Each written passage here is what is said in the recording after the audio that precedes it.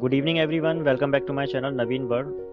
तो आज का मैंने एक बहुत अच्छा टॉपिक लिया है कि सॉफ्टवेयर क्या होता है, व्हाट इज सॉफ्टवेयर। तो सॉफ्टवेयर समझने से पहले तो हम ये समझते हैं कि कंप्यूटर के अंदर केवल दो ही चीज़ होती हैं, सॉफ्टवेयर और हार्डवेयर। यानी कंप्यूटर के अंदर यानी जितने भी इंजीनियर्स होते हैं वो दो ही तरीके के इंजीनियर होते हैं, आइदर सॉफ्टवेयर और हार्डवेयर। अब सर कहोगे सर नेटवर्क क्या है, तो नेटवर्क तो अगर मैं देखूँ तो वो हार्डवेयर और सॉफ्टवेयर दोनों का कॉम्बिनेशन है। तो नेटवर्क तो एक अलग चीज़ हो गई। तो हम बात करेंगे आज सॉफ्टवेयर की।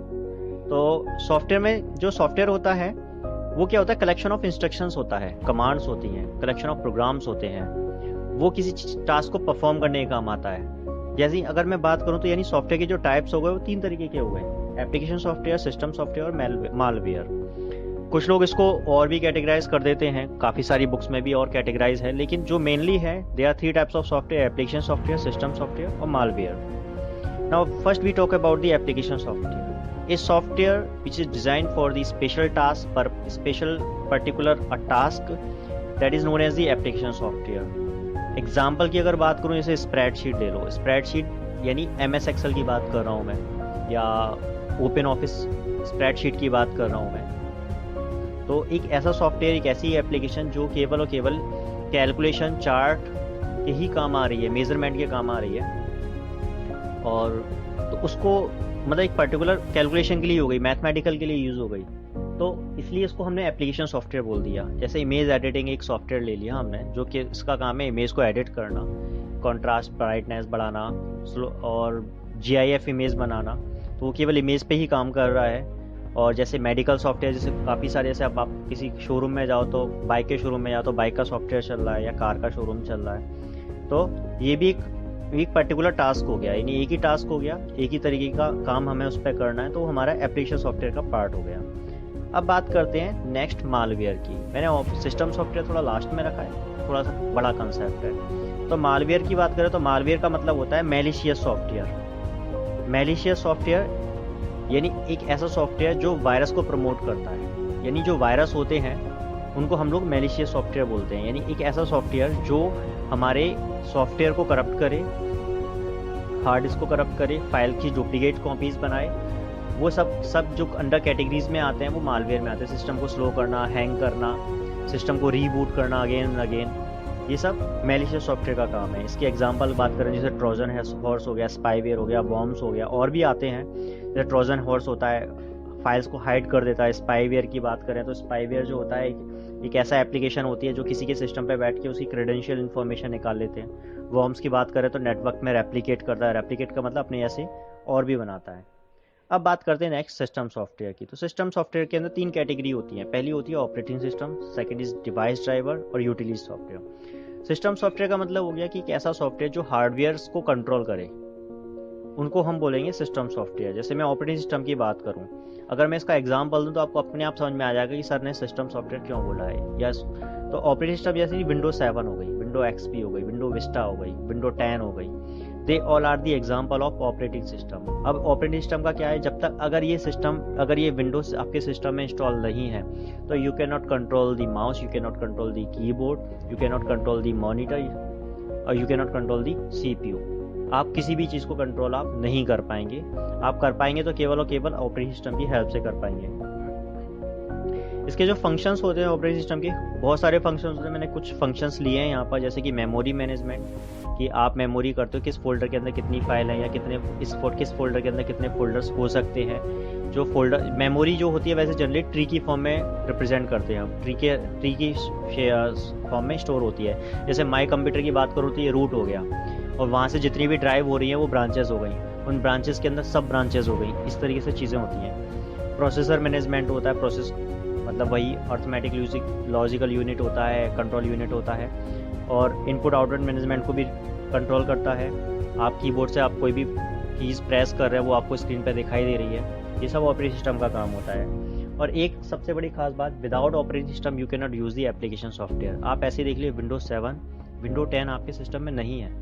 You cannot install MS Office, you cannot install Adobe PageMaker, Adobe Reader, आप यूज़ ही नहीं कर सकते। वेब ब्राउज़र को कहाँ ओपन करोगे, विंडो 10 में यूज़ करोगे या विंडो 7 में, यानी ऑपरेटिंग सिस्टम में ही तो ओपन करोगे वेब ब्राउज़र को। तो एप्लीकेशन प्लेटफॉर्म प्रोवाइड करना। एक खास बात और होती है, कि operating system is also the collection of bunch of few applications like MS paint. जैसे मैंने कहा कि अब ऑपरेटिंग सिस्टम भी एप्लीकेशन सॉफ्टवेयर का कलेक्शन हो सकती है और है भी। जैसे मैं बात करूं, MS पेंट भी आता है, इनबिल्ट आता है पहले से ही ऑपरेटिंग सिस्टम के अंदर, नोटपैड आता है, वर्डपैड आता है, ऐसी तरह काफ़ी सारे सॉफ्टवेयर भी साथ में आते हैं। तो ये बात हो गई हमारी ऑपरेटिंग सिस्टम की। अब बात करते हैं हम यूटिलिटी सॉफ्टवेयर की। यूटिलिटी सॉफ्टवेयर क्या होता है? यूटिलिटी सॉफ्टवेयर का मतलब होता है जो हमारे सिस्टम को, जो हमारे हार्डवेयर को मेंटेनेंस प्रोवाइड करें और एरर को शो करें, वो हमारे सब की सब यूटिलिटी सॉफ्टवेयर के पार्ट होते हैं। जैसे मैं बात करूं एंटीवायरस, तो मुझे लगता है वायरस को आने से रोकता है। कंप्रेसर का काम होता है फाइल को कंप्रेस करना, रिड्यूस करना साइड फाइल को। बैकअप का लेना, बैकअप सॉफ्टवेयर होते हैं जो हमारे बैकअप लेते हैं ड्राइव की हम लोग, वो भी यूटिलिटी सॉफ्टवेयर के अंदर आता है। डिस्क क्लीनअप आता है, डीफ्रेगमेंटेशन आता है, काफ़ी सारी चीज़ें आती हैं। यानी हार्ड डिस्क से रिलेटेड जो वर्क्स हो सकते हैं, जो हमारे सिस्टम को मेंटेनेंस प्रोवाइड करें, प्रोटेक्शन प्रोवाइड करें, वो सब के सब यूटिलिटी सॉफ्टवेयर का पार्ट होते हैं। एक और है इसके अंदर category, that is the device driver. Device driver भी अगर देखें तो सिस्टम सॉफ्टवेयर का पार्ट होता है। डिवाइस ड्राइवर क्या है?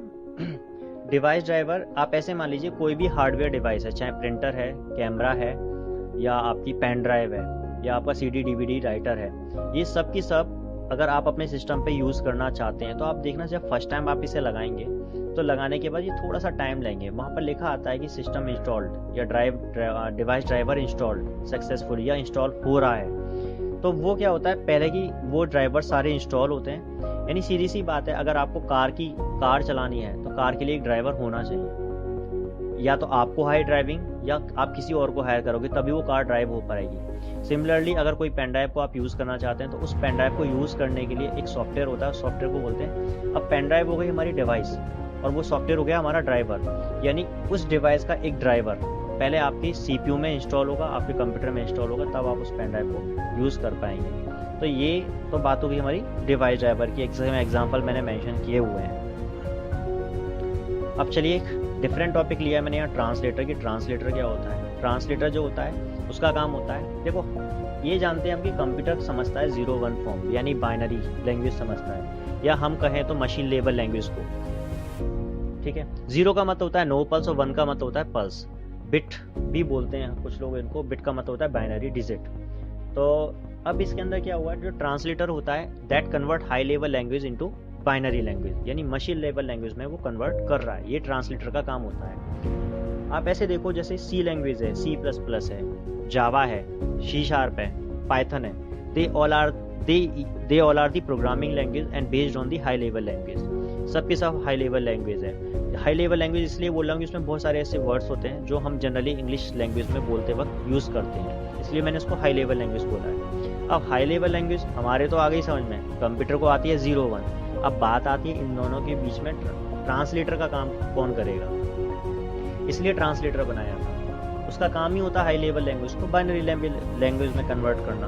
पहला जो होता है इसके अंदर होता है कंपाइलर, सेकंड होता है इंटरप्रेटर, तीसरा होता है असेंबलर। कंपाइलर क्या करता है कि आपने अगर कोई कोड टाइप किया है, उस कोड को, पूरे कोड को एक ही बार में binary language, machine level language में कन्वर्ट करने का काम होता है कंपाइलर का। और इंटरप्रेटर भी वही काम करेगा, बट इंटरप्रेटर क्या करेगा, लाइन बाय लाइन, यानी आपने पहली लाइन टाइप करी, जैसे आप एंटर प्रेस करेंगे तो वो उस लाइन को पहले बाइनरी लैंग्वेज में कन्वर्ट करेगा। ऐसे में अगर बात करूं तो पाइथन इंटरप्रेटर यूज करती है, C++ और जावा कंपाइलर यूज करती है। अब बात आती है सर असेंबलर क्या होता है। तो असेंबलर का मतलब होता है कि इट कन्वर्ट, देखो असेंबलर एक होती है असेंबली लैंग्वेज जिसको हम लोग बोलते हैं लो लेवल लैंग्वेज। अभी हम बात करते हैं हाई लेवल लैंग्वेज की। एक और होती है लो लेवल लैंग्वेज जिसको हम लोगों को समझना ही थोड़ा सा टफ है, इसलिए उसका कंसेप्ट हटा दिया गया, उसके बाद हाई लेवल लैंग्वेज को लेकर आए थे। तो एक लो लेवल लैंग्वेज होती है, इसको हम लोग बोलते हैं असेंबली लैंग्वेज। उसके अंदर कुछ कोड्स यूज करते हैं, उन कोड्स को बाइनरी लैंग्वेज में कन्वर्ट करने का काम होता है असेंबलर का। नेक्स्ट स्लाइड में मैंने इसका एक एग्जाम्पल दिया, आप एग्जाम्पल देख सकते हैं। एक चीज़ और, घर पे रहिए, सुरक्षित रहिए। जय हिंद, जय भारत। आज के लिए केवल इतना ही था। मेरे चैनल को सब्सक्राइब कर लीजिए, नोटिफिकेशन प्रेस कर दीजिए, बेल आइकन को दबा दीजिए फॉर दी फर्दर अपडेशन। और बाकी घर पे रहिए, सुरक्षित रहिए। जय हिंद, जय भारत।